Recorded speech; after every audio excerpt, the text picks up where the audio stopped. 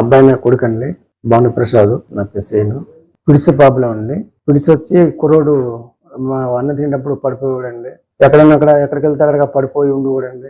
Already చదువు మానిపించేసి ఇంట్లో కూర్చోబెట్టి మందులు వాడామండి. అలా కాకినాడ, రాజమండ్రి మొత్తం సెలవు ఊరు తిప్పామండి. ఎక్కడ న్యాయం జరగలేదండి. మాకి జరగకపోతే 3 లక్షలు బట్టి మందులు వాడామండి. అలానే ఎక్కడ మళ్ళీ న్యాయం జరగలేదండి.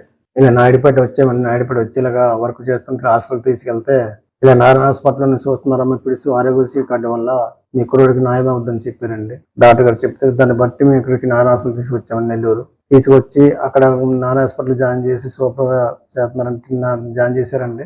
డాక్టర్ గారు చూసి జాయిన్ చేసామన్నారండి. అందుకు జాయిన్ చేసి 15 రోజులు చూసాక మందులు వాడాక పంపించారండి ఇంటికి. మళ్ళీ తీసుకురమ్మన్నారండి. 15 రోజులు పోయాక తీసుకొచ్చామండి. తీసుకొచ్చాక ఆపరేషన్ పడుతున్నాం అబ్బాయికి, మీకు ఏం ప్రాబ్లం ఉండదమ్మా అని చెప్పారండి సంపత్సర్ గారు. చెప్తే దాన్ని బట్టి మేము మీ దైవలండి ఎలా చేసినా మాకు న్యాయం జరగని చెప్పామండి. మీ అబ్బాయికి ఏమవుతుందని, మీ అబ్బాయి చాలా బాగుంటాడండి, మీ అబ్బాయికి ఏం జరగదండి అని చెప్పారండి డాక్టర్ గారు. నెల ఆఖరిన 27 తారీఖున ఆపరేషన్ తీసుకెళ్లారండి. మా కొడుకు తీసుకెళ్లి ఆపరేషన్ చేసి అప్పచెప్పారండి. చేసిన కానీ ఇప్పటికి ప్రస్తుతానికి ఏమి రాలేదండి. 2 నెలలు బట్టి అబ్బాయి మటుకు సూపర్ ఉన్నాడండి. సంపత్ సార్ బాగా గౌరవించి బాగా మా అబ్బాయికి బతికించారండి. అది మా సంతోషం.